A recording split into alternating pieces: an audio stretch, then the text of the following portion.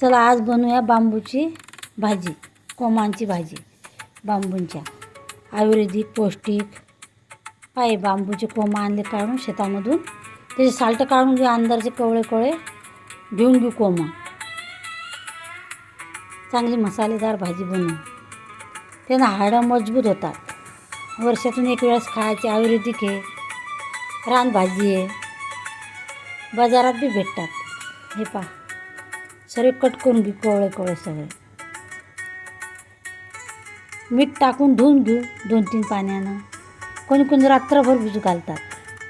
मी ताबडतोबच धुवून घेतले आणि कुकरमध्ये लावून घेऊ. 4 शिट्ट्या उस्तर शिजवून घेऊ बारीक गॅसवरती. मीठ टाकू आणि शिजवून घेऊ. हे पहा शिजायला ठेवलं. हे वाटण, टमाटे, कोथिंबीर. आता हे डाळ भाजून घेऊ हरभऱ्याची. ती काढून घेऊ. भाजून झाली की नंतर धने भाजून घेऊ. धने भाजून झाले की हे खोबरं चिरून घेतलं सर्व, ते पण भाजून घेऊ. कांदा पण भाजून घेऊ. कांदा कट करून भाजून घेऊ. टमाटर कांदा एक खट्टे भाजून घेऊ मिक्स.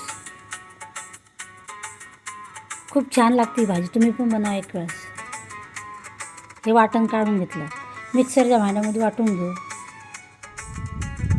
थोडासा लसूण, कोथिंबीर. हरभरे डाळ ह्यासाठी टाकली चवदार लागतं म्हणून. तुम्ही एक वेळेस करून पहा असं वाटण. खूप छान लागतं. हे पाय शिजून झाले आपले चांगले. पाणी टाकून डबल धुवून घेऊ. हे फोडणीसाठी तेल. हे वाटण वाटल्यावर चांगलं तळून घेऊ. त्याचं तेल सुटेपर्यंत.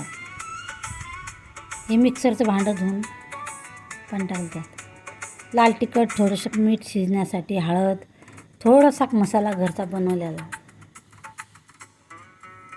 तुम्ही कोणता पण टाकू शकता फोडणीचा. हे पाय परतून घेतलं. नंतर पाणी टाकू. आता गदक आला की त्यात टाकून घेऊ. बांबूची कोंब पा खूप छान लागतं. त्यात आरक उतरतून रश्यात. सबस्क्राईब करा, लाईक करा प्लीज. शेअर करा रेसिपी, नवीन विशेष. हाडं मजबूत होतात. वात पीत कमी होत चालतं आहे ना. दरवर्षी खात राहायचं. रानभाज्या कोथिंबीर टाकून सर्व करू खाण्यासाठी. भातासोबत, पोळीसोबत, भाकरीसोबत तर खूपच छान लागते. पहा किती छान झाली.